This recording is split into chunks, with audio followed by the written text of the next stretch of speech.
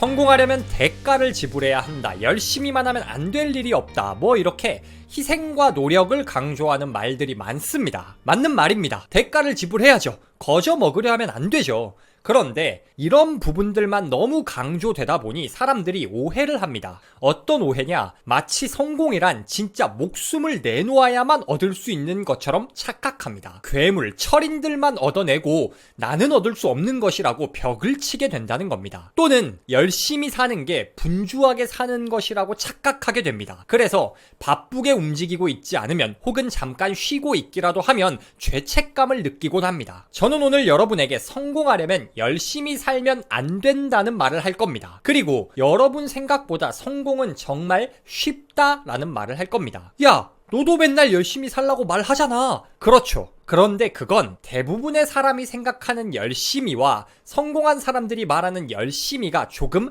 다르기 때문에 나타나는 차이입니다. 출근길 북토크, 오늘 영상에선 진짜 열심히란 무엇인지, 왜 우리가 생각하는 열심히 바쁘게만 사는 인생으론 성공에 도달할 수 없는지에 대해서 이야기해 보도록 하겠습니다. 여러분, 열심히 산다고 하면 어떤 모습이 떠오르세요? 미라클 모닝하고 잠을 줄이고 야근하고 시간을 쪼개고 어쨌든 굉장히 바쁘게 이것저것 하는 분주함을 떠올리실 겁니다.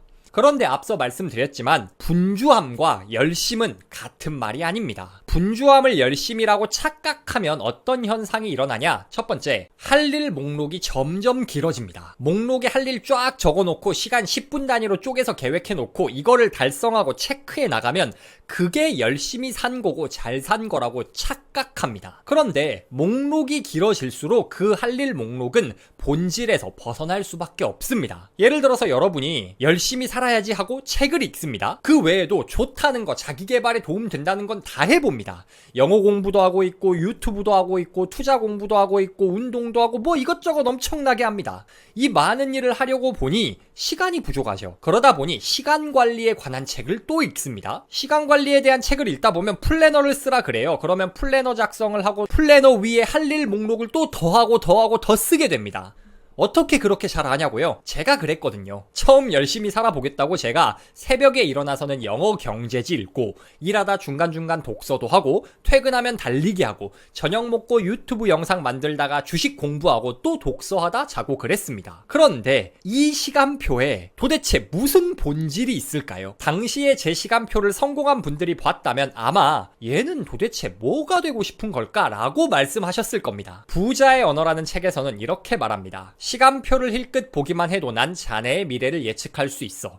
오늘의 시간은 내일을 예측하게 해주거든. 유튜브에 시간을 쓰는 사람은 유튜버가 될 겁니다. 글쓰기에 시간을 쓰는 사람은 작가가 될 거예요. 그런데 이것저것 한다고 뭐 하나에도 시간을 제대로 쓰지 않는다? 그러면 예측 가능한 미래는 딱 하나뿐입니다. 아무것도 안 될 겁니다. 열심히와 분주함은 다른 말입니다. 분주함을 열심으로 착각하면 자꾸 본질에서 벗어나는 일을 하게 되고 결국 아무것도 이룰 수가 없습니다. 그렇다면 열심히 분주함이 아니라면 진짜 열심은 뭘까요? 진짜 열심이란 숫자가 아니라 깊이입니다. 이게 무슨 말이냐? 시간표를 알록달록 여러 가지 일로 채워 넣고 체크하면서 완수하는 게 열심히 사는 게 아니고 단 몇 시간이라도 정말 중요한 일로 시간표를 채우는 게 열심이라는 겁니다. 예를 들어서 저의 경우 책 읽기와 글쓰기에 몰입하는 게 열심입니다. 시간 좀 남는다고 제가 스마트 스토어도 하고 해외 구매 대행도 하고 이거는 열심히 사는 게 아니에요. 그냥 바쁘게 사는 것뿐입니다. 그런데 요즘 부자들 보면 인스타도 하고 유튜브도 하고 쇼핑몰도 하고 요식업도 하고 뭐 많이 하던데요? 그렇죠. 그런 분들 많습니다. 그런데 그분들이 그 모든 일을 처음부터 동시에 한 게 아닙니다. 90% 이상은 하나에 완전히 몰입해서 내가 없어도 그 일이 돌아가도록 시스템을 완성해 놓고 그 다음 일로 빠진 겁니다. 그러니 결론적으로 이것저것 하는 것처럼 보일 뿐이지 특정 시점에서는 분명히 한 가지 일에 집중하고 있었습니다. 어쨌든 핵심은 본질적인 일을 깊이 있게 파고드는 몰입이 진짜 열심히 사는 겁니다. 이런 본질적인 일에만 집중한다면 성공에 필요한 시간은 생각보다 많지 않습니다. 이토록 멋진 휴식이란 책에서는 이렇게 말합니다. 제대로 초점을 맞추고 진짜 집중력을 발휘한다면, 그리고 이 시간을 양질의 쉼으로 뒷받침한다면 위대한 성취에 필요한 시간은 하루 4시간이면 족하다.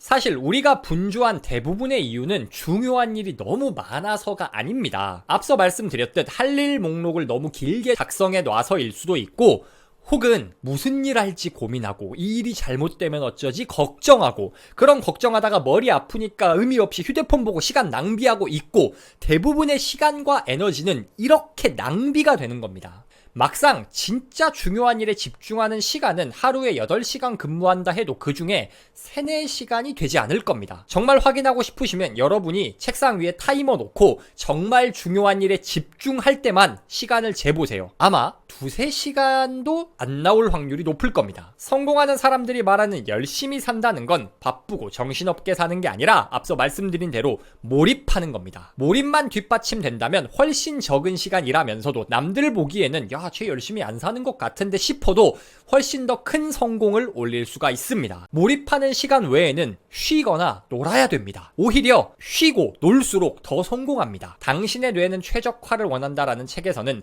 정신적 긴장은 좋고 싫음과 관계없이 전부 스트레스다.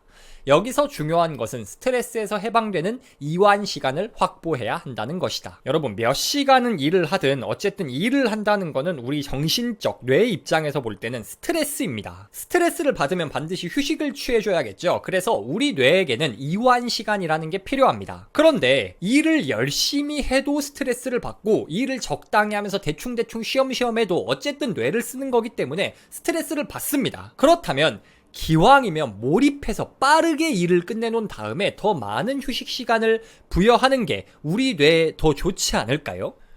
몰입해서 짧은 시간 안에 중요한 일을 끝내고 남는 시간에 확실히 휴식할 때 우리 뇌는 이완 상태에 들어갑니다.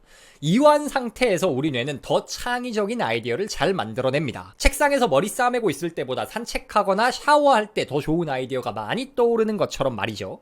성공한 사람들은 이처럼 몰입을 통해 확보한 시간을 더 창의적 아이디어를 만들기 위한 휴식 시간으로 활용합니다. 예전에 제 친구 아버님 중에 사장님이 한 분 계십니다. 그분과 이제 제 친구와 같이 식사를 한 적이 있습니다. 그런데 제 친구가 아버지에게 그러는 거예요. 아니, 아빠는 회사에서 열심히 일해야지 맨날 점심시간만 지나면 퇴근해가지고 사우나 가고 골프 치러 다니고 그래가지고 무슨 직원들에게 모범이 되겠냐, 좀 열심히 해야 되지 않겠냐, 이런 말을 하는 걸 봤습니다. 그런데 그 사장님, 친구 아버님께서 그런 말씀을 하시더라고요. 웃으시면서 그렇게 사우나하고 골프 치면서 생각하는 게 내 일이다 라고 하시는 거예요. 그래서 저는 그때는 그냥 돈 많은 사장님이 자기 노는 거 정당화하려고 하는 말이네 라고 생각을 했었는데, 자기 개발을 하고 저도 조금 성과를 내면서 정말 생각이 많이 바뀌었습니다.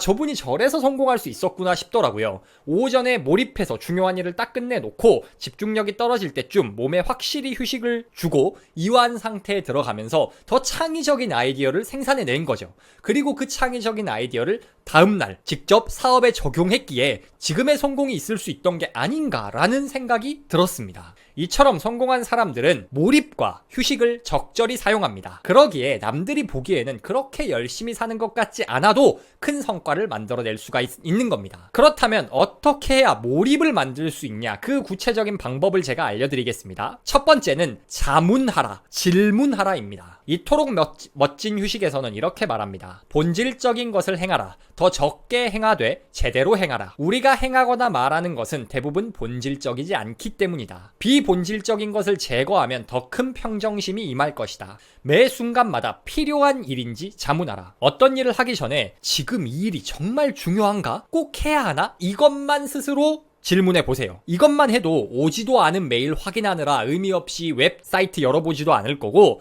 집중 안 될 때 몰아서 해도 될 자질구레한 일에 집중력 좋은 시간을 낭비하는 이런 비효율을 막을 수가 있습니다. 두 번째 팁, 시간을 확보하라입니다. 몰입을 위한 시간표는 단순해야 합니다. 막 분단위, 초단위로 써놓는 것보단 오전 시간은 온전히 글쓰기, 저녁은 공부하기, 이렇게 최소 한 번에 90분 이상 시간을 확보해 놔야 몰입할 수가 있습니다. 이거를 위해선 자질구레한 일, 시간만 잡아먹지만 중요하지 않는 일들은 집중력이 떨어지는 오후 시간, 혹은 집중이 잘 안 되는 요일, 금요일 오후라던가 이런 시간대로 미뤄 놓으셔야 합니다. 그렇게 시간을 확보하고 중요한 일에 집중하셔야 합니다.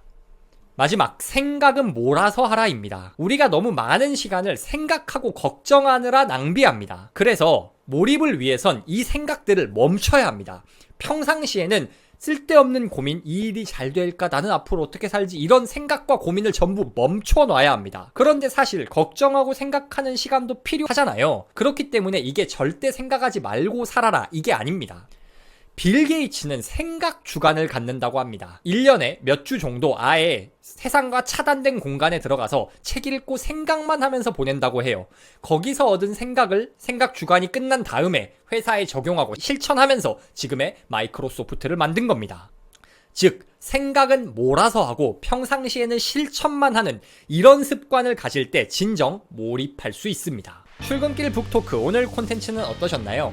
사람들은 열심히 살아야 성공할 수 있다고 생각합니다. 맞습니다.